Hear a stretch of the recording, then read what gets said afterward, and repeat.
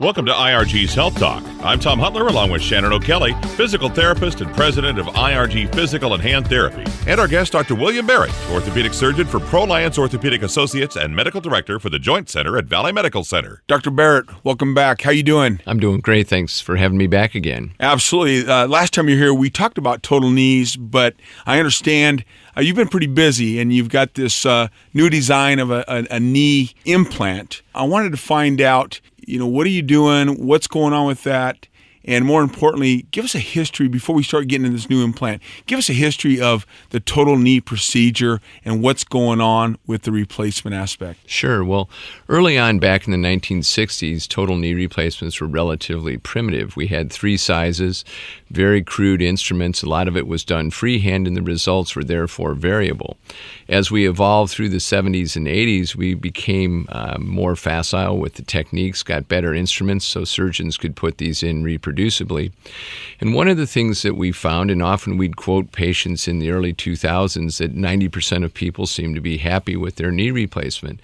But over the last decade, as we drill down on those numbers, one of the things we've realized is while the pain relief is approximately 90%, it's really only 80% patient satisfaction as far as their function, ability to get good range of motion, use the knee on uneven surfaces, and get back to activity. So we had this perfect storm of results that weren't quite as good as we thought they were as far as function. And we also had a steadily younger patient population who desired to remain active and get back to the activities they enjoyed before the arthritis in their knee made it impossible to do those things. So we had more demanding patient population that was younger. We had implants that maybe weren't performing as well as we thought they were with regard to motion and stability. So that's really what led us to undertake this project to try and redesign a new knee system to meet those challenges in the 2000s. And the knee, as far as a total joint goes, or even a partial joint, is a little more complicated than maybe the hip, because describe the motion and the anatomy of the knee and why maybe it's difficult to design a perfect implant that's going to fit into someone's knee. Sure. Well, the knee is a very complicated joint. A lot of us think of it as just a hinge, but in fact, not only does it roll back and forth, it rotates and it translates. So it's a very complicated joint, unlike the hip, which, as you alluded to, is a ball and socket. So if you fix a ball and socket with an artificial ball and socket, we often have what people refer to as the forgotten joint. It's not unusual for hip replacement patients to say, gee, I forgot I had my hip operated on. While knee replacement patients will say, my pain is gone, they often can tell that it's not quite like the knee was when you were 20. And I think part of that is the fact that the anatomy of the knee is complicated. It's not a ball and socket joint. For a knee to function normally, typically it requires 4 intact ligaments. So you think about what happens to an athlete. They tear their anterior cruciate ligament. If you're a running back or a shortstop in baseball, you may not get back to that level of play because just having one ligament, even though it's been repaired or reconstructed, it doesn't work quite as well. So the premier running back maybe won't get back to the game he had before, the exception maybe being Adrian Peterson. So being that it's so complicated, it's difficult. We cannot reproduce a normal knee with a knee replacement. What we have to do is try and produce a knee that allows better motion, better stability for our younger, more demanding patients. And you're seeing more and more younger patients. When I say younger, I mean people in their mid-40s and even in their early 50s looking at what are my options, because these folks have worn out knees and they want to maintain activity level. And you used to wait to do these transplants or these replacements. Tell us about what's going on there. Well, typically when the results weren't quite as good and the average life expectancy of a knee replacement was about 10 years, we would try and hold off until people got into their mid to late 60s or 70s, thinking, gosh, first of all, they don't last that long and our revision capabilities weren't that good. I think what's happened is better materials, better techniques. We have a longer expectation for the survivorship of knee replacements into the 15 to 20 year range, and we have better options for revising this. So if they wear out, they get loose, we have better options for fixing that down the road. So I think that's led us to feel more comfortable replacing the knee in a 40 or 50-year-old person. But again, that's a long discussion we have with, if you do it at that age, it's almost guaranteed you're going to need a revision down the road to replace either the worn out or loose implants. And you've, I don't know if you mentioned, how long have you been doing this? Gosh, I started my practice back in 1986, so I'm pushing 30 years. So I've seen quite the evolution of knee replacements over that period of time. Yeah, not only have you seen the evolution of replacements, I mean, I always think it's really interesting when I get an opportunity to talk to a physician that works on the clinical side, actually what I call in the trenches, doing the work or the replacement aspect. But you've also been able to help design and develop a new knee system. Tell us about your new design. Well, this started back in 2006. There were 35 of us from around the globe, Asia, Europe, and North America, and our goal was to design a knee system that had better motion, better stability to address some of those issues. We also wanted to design a knee system that was user-friendly and friendly to the kneecap, because in Europe and Asia, often surgeons will not resurface the kneecap. In North America, it's most common that we resurface the kneecap. So we wanted to make a design where you'd have the option of doing either one of those.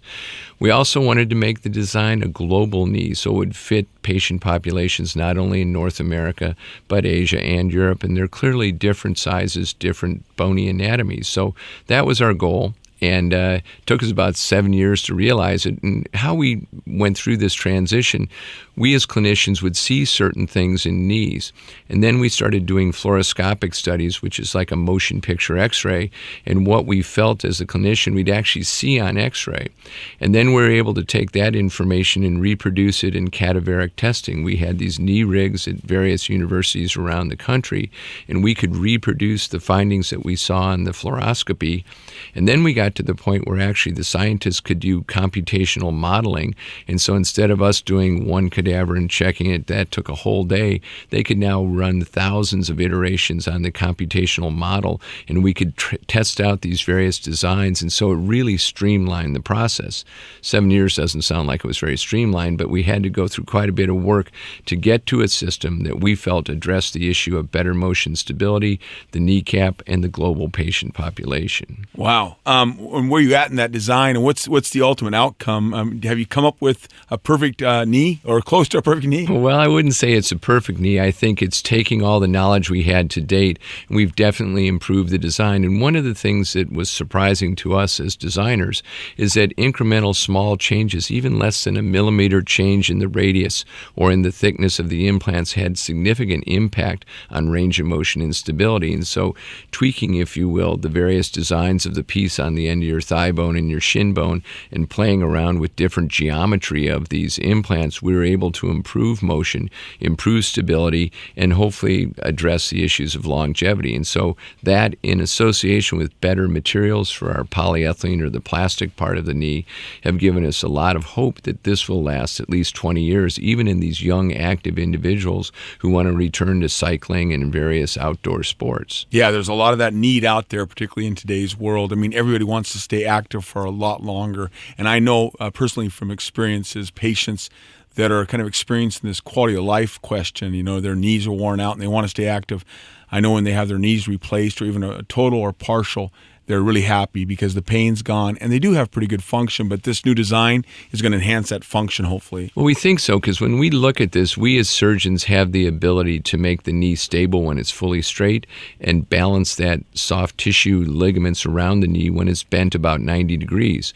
But between that 0 and 90 degrees or a right angle, it's really the implant that imparts stability to the knee. And so by addressing that aspect of it, we build on the legacy of being able to balance the knee in what we call flexion and extension, but then getting the knee more stable via design in that mid-range of motion, which is so important for people when they're on uneven ground, gravel, sand, doing different types of things, hiking.